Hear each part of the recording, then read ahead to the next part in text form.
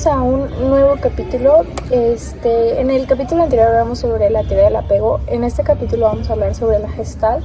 De ahí se van a desarrollar como varios subtemas, pero el primordial es la Gestalt. Espero y les guste este nuevo capítulo. Ya saben, siempre al final nuestras preguntas que nos quieran hacer, estamos a su disposición. Ya saben, darle like, suscribirse.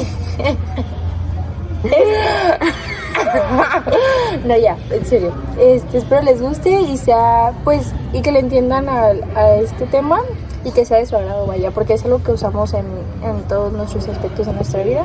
Fuera de psicología, también, pues, es importante en más áreas que solamente psicología. Entonces, mi nombre es Mía. Mi nombre es Daniela. Y bienvenidos a un nuevo capítulo.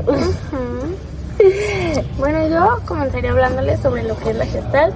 La Gestalt es más como una configuración y esta nos dice que el todo es más que la suma de sus partes. Esta teoría surgió en Alemania en el siglo XX y sus fundadores son Max Wohlfahrt y Kurt Kafka. Ajá. Exactamente, esos tres. Bueno, ya les hablaré sobre lo que hizo Max y después de la pequeña pausa yo les diré las aportaciones de los otros dos. Max tenía tres conceptos importantes que eran sobre el pensamiento. El primero era sobre el pensamiento productivo, que el pensamiento productivo es como la capacidad de generar como nuevas ideas. Y ayuda mucho como a realizar ese razonamiento, que es importante, que es como cuando tú quieres crear nuevas cosas, no sé, tipo un proyecto nuevo, entonces para lograr este proyecto nuevo pues tienes que ir generando nuevas ideas y razonar para qué sirve cada una de estas ideas. El segundo que pues él nos daba es el pensamiento reproductivo, que con ya las ideas que tienes como la repetición, o sea, como esa repetición de datos que ya existen en tu cerebro, que es lo contrario al productivo. O sea, como dice el nombre, productivo es lo que genera una nueva idea, el reproductivo es lo que ya tienes en tu cerebro. Como otra cosa de la que hablaba mucho es sobre la percepción, que la percepción es como cada persona ve las cosas. Por ejemplo, Dani no va a ver las cosas igual que yo, ni yo las voy a ver igual que ella, ni de otra persona, porque pues cada uno tiene, pues, o sea, como su perspectiva de las cosas. Otra cosa de la que hablaba es el fenómeno Pi, que era como el movimiento de las cosas, ¿no? Como veíamos el movimiento de las cosas, de las luces y todo ese tipo de situaciones. Pero era como lo principal que él dejó, de lo que él hablaba. Pues igual, o sea, fue un autor muy importante ya que dejó muchas bases sobre la Gestalt y generaba como nuevas ideas sobre este tema. Después, o sea, ya se empezaron a incluir más autores que como que le aportaban más a esas ideas, pero lo que él dejó, o sea, siguió sirviendo para ahora en la actualidad, que nos sigue funcionando en la Gestalt. O sea, no ha habido como un completo cambio y se siguió usando, o sea, no es algo que se haya quedado como nada más en hablar y hablar y hablar y que no se haya quedado nada. Él sí se quedó ese tema y pues es un autor, vaya, que importante, que es importante recordar. O sea, nosotros como personas muchas veces no nos interesamos en lo de antes y solo nos quedamos como con lo de ahora, pero realmente sí es importante para nuestro aprendizaje y, como decía él, del razonamiento y de las ideas y todos esos temas que tocó ahora nos ayudan en nuestra actualidad y pues en nuestras vivencias, en nuestros trabajos, en nuestros estudios. Ya sea, no necesariamente tienes que estudiar psicología para que sea importante en tu vida la Gestalt. Para que me entienda, como por ejemplo cuando hacen logos en una empresa, ahí está la Gestalt. Cuando alguien que le gusta el arte también está la Gestalt, y cómo dibuja, cómo pinta, cómo a las agrupaciones también pues son importantes. No solamente se queda en la psicología y ya, o sea, también ya tiene más pues cosas importantes, no solamente es eso y listo. No es algo más que decir. Pues justo es de lo que nos hablaba, que la mente busca darle como una forma coherente a las imágenes que nos rodean, aunque no estén completas. Esas son como que sus características.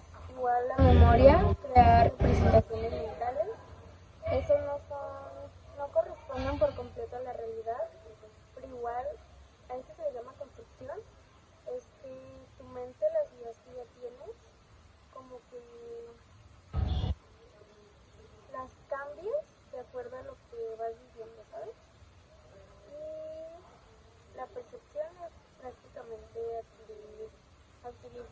sí. Y después de una pequeña pausa les hablaremos sobre las leyes de la Gestalt y los otros dos autores y sus aportaciones importantes. Eso es. Ok, ahora les hablaré sobre las principales leyes de Gestalt, o sea, son las que más importan de esto. Tenemos la primera que es figura fondo, que es muy sencilla. Es como, pues hay una figura y al fondo, pues ahorita, figura y el fondo, ¿sabes? O sea, para que se poner con ejemplos sencillos para que se pueda entender más sencillo. Después tenemos el de continuidad. Ese de figura fondo, lo podemos ver tanto visual como en terapia. Puede ser como que la figura sea un problema que estés teniendo y el fondo sea como que la otra parte, como verlo desde otra perspectiva diferente, una solución que puede tener. Ajá. Y a eso nos ayuda como ir a terapia, no solo quedarte con tu problema, con tu figura, sino que ver el fondo que hay detrás, las maneras en que las puedes solucionar y como que otras perspectivas distintas. Y eso te ayuda más a resolver los problemas. Muy bien. Después tenemos el de continuidad, que es como que tienes como varios elementos y que parecen que están en todo. Bueno, nos tenemos que cambiar el spot porque no se escuchaba, pero bueno, esperemos que aquí se escuche. Mía va a continuar hablando sobre las leyes de la Gestalt. Ok, me quedé hablándole de la continuidad, que es la que le decía que ve como varios elementos y después los forman como un todo. No te ríes porque me da risa. Imagínense ¿cómo se dice? Nuestras ganas de querer hacer el trabajo en el baño. Ahí se ven las ganas de hacer el trabajo. Bueno, después tenemos el de similitud, que el de similitud es como, o sea, tienen como varios elementos y los ves como iguales. Es como, sí, o sea, por ejemplo, un círculo y otro círculo y lo ves igual. Eso es la similitud. Tenemos el de cierre, que es como cuando, no sé, tipo, hay un logo y se queda como a medias y tu cabeza automáticamente lo cierra, ¿sabes? Eso se trata del de cierre, que se queda como una parte incompleta y la otra parte la completas con tu cerebro. Después tenemos la de compleción, que es cuando una figura abierta tiende a verse como cerrada. Eso también, este tipo de leyes lo vemos mucho como en los logos, o sea, muchas veces sí se ven de que se tiende a ver como cerrado el logo y está de que abierto, pues, pero es lo que te hace como verlo así. Y esas son como las más importantes y más o menos como con los ejemplos que les di. Igual después, va a haber un pequeño corte aquí y les vamos a poner como las imágenes para que me entiendan un poquito más. O se las iré poniendo aquí. Aquí. Y luego aquí. Ajá. Y luego acá otra vez. Ya, vamos a quitar mucho. Bueno, después les hablaré sobre el otro fundador de la Escuela de la Gestalt, que es Wolfgang. Es mayormente destacado por su estudio con los chimpancés. Trataba de que habían chimpancés y no me acuerdo qué era lo que tenían que buscar. Su comida, eran unas bananas. Bananas. Había bananas. Estaban en lo alto. Ajá, estaban altas y pues no las podían conseguir así fácilmente. Entonces, consistía en que los chimpancés tenían que buscar buscar herramientas que había con las cosas que había ahí a su alrededor, y a esto se le llama insight, que pues básicamente es eso, buscar cómo solucionar algún problema con las herramientas que ya tienen. Ajá, y hablaba mucho como del razonamiento, o sea, como, bueno, él nos puso como el ejemplo de los chimpancés, siendo nosotros un chimpancé, vaya, que muchas veces es lo que necesitamos, como, si tenemos un problema para poder llegar a la solución con las herramientas que tenemos, porque muchas veces tenemos las herramientas, pero no sabemos qué hacer con las herramientas. Entonces se necesita este razonamiento para poder llegar a esa conclusión, a esa solución, vaya, que te ayude a tu problema. Y muchas veces pues es eso, o sea, el razonar pues las cosas que tenemos para así poder llegar a un objetivo que es como la solución. Justo lo que vemos en terapia, el insight, porque es lo que aprendemos una vez que reorganizamos la percepción del problema. Y a eso es a lo que vamos con a la terapia, porque a veces, como les comentaba de la figura fondo, nosotros tenemos una perspectiva de nuestro problema, pero el terapeuta nos ayuda a ver el problema desde otro punto de vista y pues ya a lo mejor con esa otra perspectiva que nos dan nos ayuda a visualizar mayormente el problema y encontrarle una mejor solución. Ajá. Que es que muchas veces tenemos una mala idea sobre el psicólogo, que es como que vas ahí y él te va a resolver la vida, y no, o sea, él te da como esas herramientas que te pueden ayudar y tú tomas pues la iniciativa, o sea, ahí ya razonas como la solución que puede llegar a tus problemas. No es como que llegues y el psicólogo te diga, bueno, esto y esto y esto y esto y esto, pues no, pues sí te da claridad, eso sí, pero no se trata como de que vayas y que él te solucione la vida, pues porque qué fácil sería, ¿no? Creo que sería más sencillo para todos, pero realmente no, porque nadie tiene la respuesta, simplemente te da como esas herramientas para que tú puedas llegar a esa solución. Claro, porque solo tú sabes por lo que estás pasando y sabes cómo, una vez que vas a terapia, ya tienes las herramientas más claras para poder resolverlo. Por eso es muy importante la terapia, y si la vemos desde la Gestalt, que es eso, o sea, que te da las herramientas, realmente creo que te ayuda en tu día a día y en tu vida a que no te cierres como que solo a una cosa, sino que te da como pues esa apertura de tus pensamientos y que veas las cosas de manera diferente y la puedas como solucionar desde ti, no buscando que alguien te resuelva las cosas, sino que sea desde ti que las resuelvas. Sí, con las herramientas que te pueden brindar que te hagan falta, pero mayormente las decisiones que tú tomas y quien te ayuda eres tú. O sea, porque no puedes como solo basarte en que el psicólogo te va a solucionar tu vida, sino que es parte también de cosas que hagas tú. Es todo un proceso, o sea, es un trabajo de tú, yo, tú, pero mayormente eres tú como paciente el que se ayuda a sí mismo. Claro. Después tenemos a Kurt Kafka, que fue el que mayormente divulgó la teoría de la Gestalt, ya que escribió sobre ella en inglés. También nos dio la teoría del desarrollo perceptual, que nos habla sobre cómo los niños desde temprana edad organizan la experiencia en una forma más significativa. Y nos habló sobre el enfoque integrador, que es básicamente buscar aplicar la Gestalt al aprendizaje, la emoción y la conducta. Y ya. Pero a ver, explícame un poquito más cómo está eso de los niños. O sea, es como tipo, no sé, creo que sí es. O sea, que saben el concepto de cumpleaños, pero hasta que viven la experiencia lo entienden, o se le dan ese significado. Déjame tomar una pausa, organiza bien tu pregunta. Ah, vale. Y volvemos.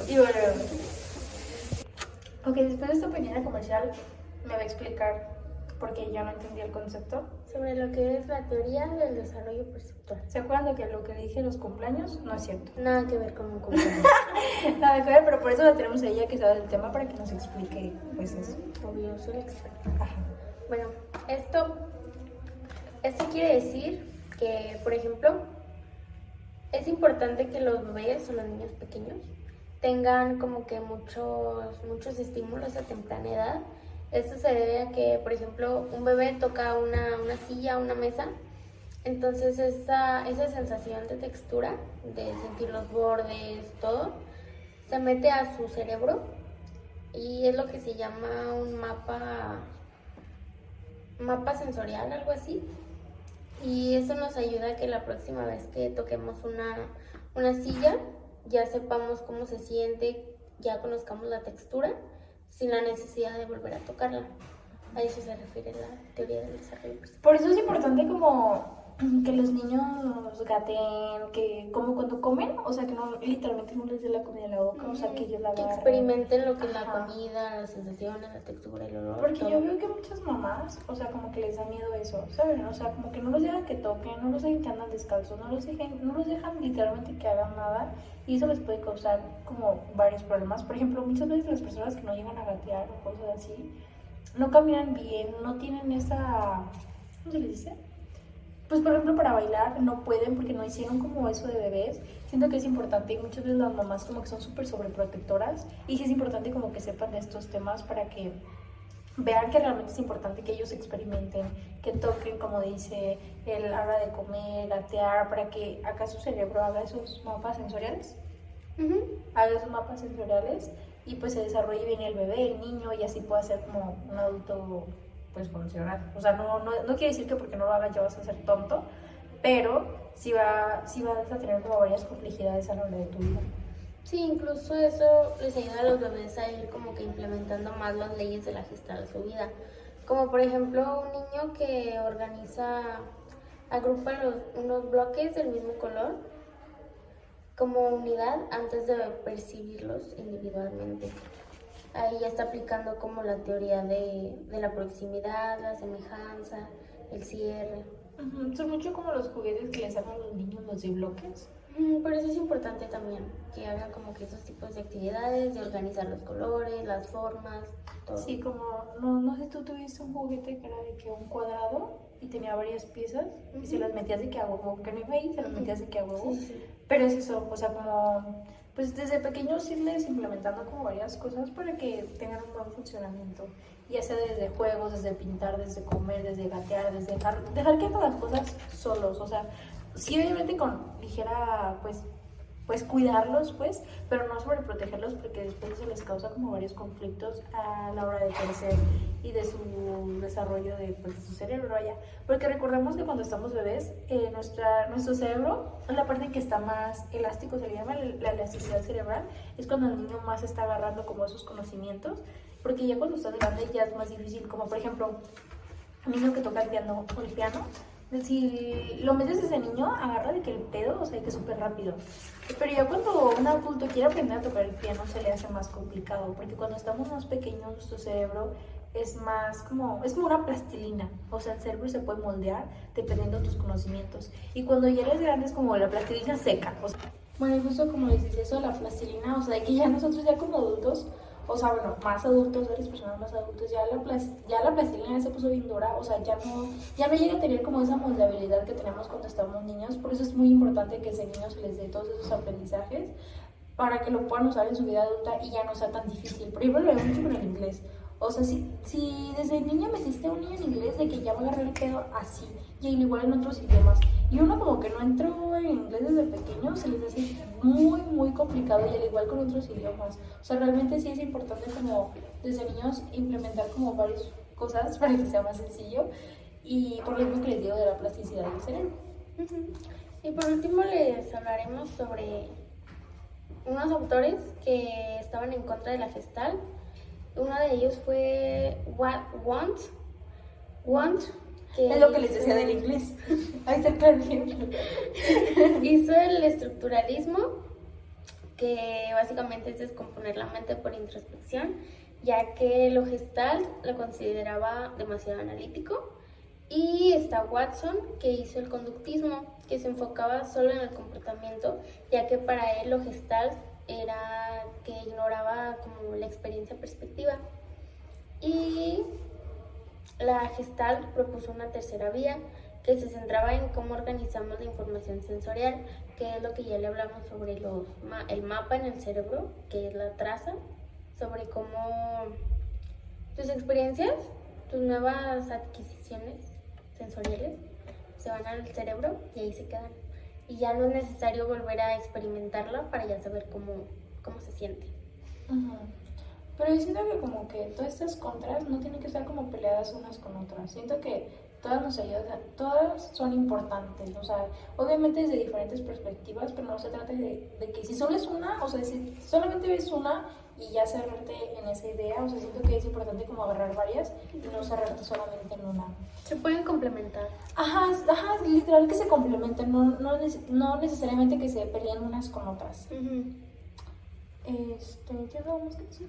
No, ya sería todo. Sería todo por nuestra parte, espero les haya gustado. Una disculpa por el cambio de spot, pero era necesario ya que nos estaban corriendo del otro lado. Espero les haya gustado.